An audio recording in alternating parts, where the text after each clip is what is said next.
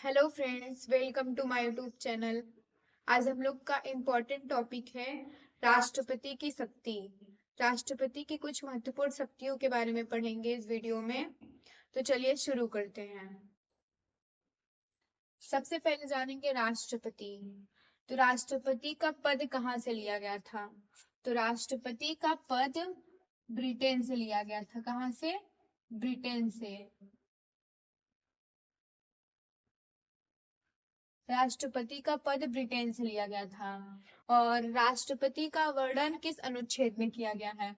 तो राष्ट्रपति का वर्णन अनुच्छेद 52 से 61 तक है। राष्ट्रपति का वर्णन अनुच्छेद 52 से 61 तक है। और सबसे पहले बता दें कि राष्ट्रपति भारत का प्रथम नागरिक माना जाता है। राष्ट्रपति को भारत का सबसे पहला नागरिक राष्ट्रपति होता है। राष्ट्रपति के पास कुछ विशेष शक्तियां प्राप्त होती हैं। और कौन कौन सी शक्तियां हैं?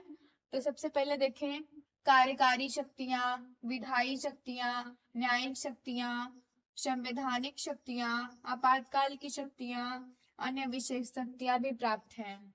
राष्ट्रपति सेंट्रल गवर्नमेंट द्वारा जितने भी कार्य किए जाते हैं, राष्ट्रपति का हस्ताक्षर उसमें लगाया जाता है। बिना राष्ट्रपति के हस्ताक्षर से कोई भी कार्य नहीं होता है। तो सबसे पहले देखिए, कार्यकारी शक्ति क्या है राष्ट्रपति की।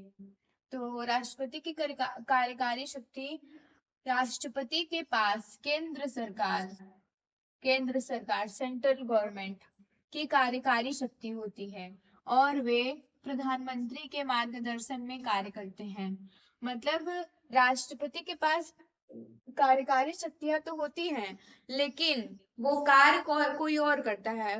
राष्ट्रपति के साथ बहुत सारी शक्तियां हैं, लेकिन उनका यूज प्रधानमंत्री करते हैं। और सबसे पहले बता दें कि राष्ट्रपति जो है, इनके पास वास्तविक प्रधान नहीं होते हैं देश के।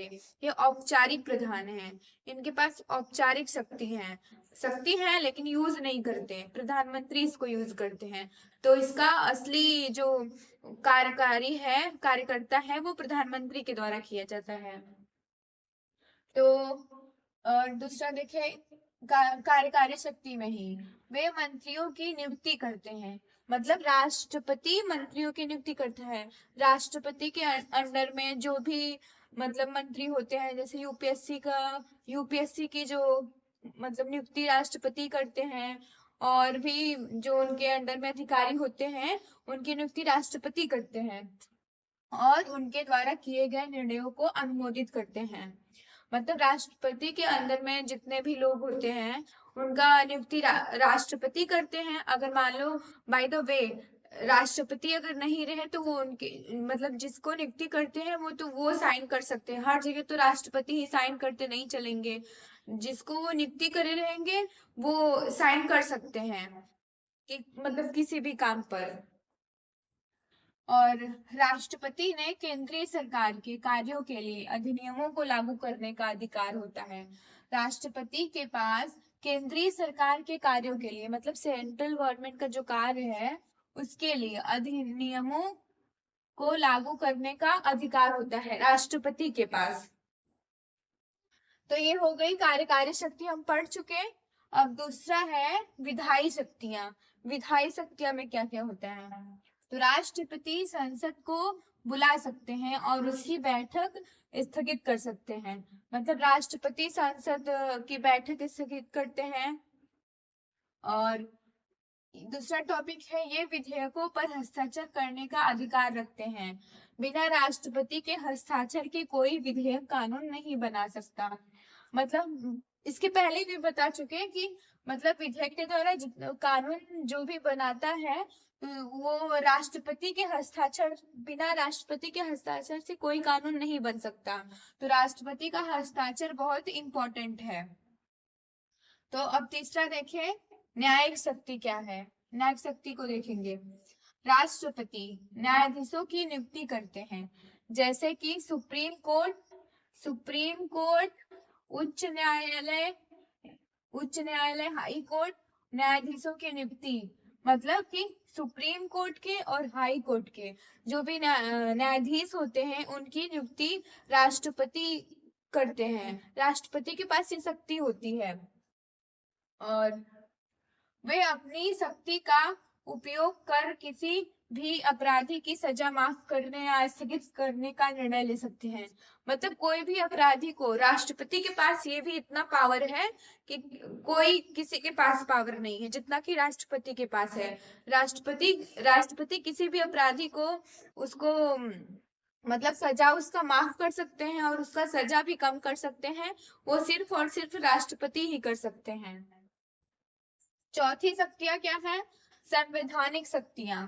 मतलब राष्ट्रपति को संविधान में बदलाव करने के लिए पारित किए गए विधेयकों पर अपनी सहमति देनी होती है। मतलब कि जितने भी संविधान में संशोधन होते हैं वो राष्ट्रपति की अनुमति से ही होते हैं। बिना राष्ट्रपति की अनुमति से नहीं हो सकता कोई भी कार्य। और वे संविधान की रक्षा और पालन का शपथ लेते हैं और यह सुनिश्चित करते हैं कि देश में संविधान के अनुरूप काम किया जा रहा है। मतलब कि राष्ट्रपति संविधान की रक्षा और पालन का शपथ लेते हैं। संविधान की रक्षा करने और पालन करने का शपथ राष्ट्रपति लेते हैं कि देश में जो भी काम हो रहे हैं वो संविधान से ही हो रहे हैं कि नहीं, मतलब संविधान के अनुरूप ही काम किया जा रहा है कि नहीं, संविधान से हट के कोई काम ना हो, संविधान के अनुरूप ही काम हो। ये भी शक्ति, संवैधानिक शक्ति भी प्राप्त है राष्ट्रपति को। और पांचवा कौन सी शक्ति है? आपातकाल की शक्ति।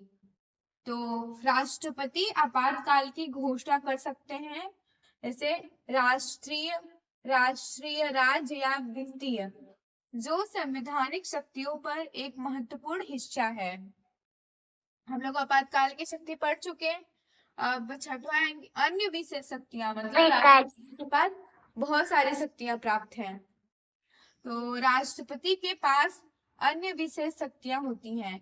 जैसे विशेष शक्तियां होती हैं जैसे आदेश जारी करना, विभिन्न आयोगों की नियुक्ति करना आदि शक्तियां भी प्राप्त होती है राष्ट्रपति के पास। तो कार्यकारी शक्ति, विधायी शक्ति, न्यायिक शक्ति, संवैधानिक शक्ति, आपातकाल की शक्ति, अन्य विशेष शक्तियों के बारे में पढ़े हैं। हम लोग इस वीडियो में राष्ट्रपति की शक्तियों के कुछ इम्पोर्टेंट टॉपिक पढ़े हैं और राष्ट्रपति के पास बहुत पावर होता है, इस वीडियो में हम लोग जाने हैं। तो आई होप ये वीडियो आप लोग को समझ में आई होगी। मिलेंगे नेक्स्ट वीडियो।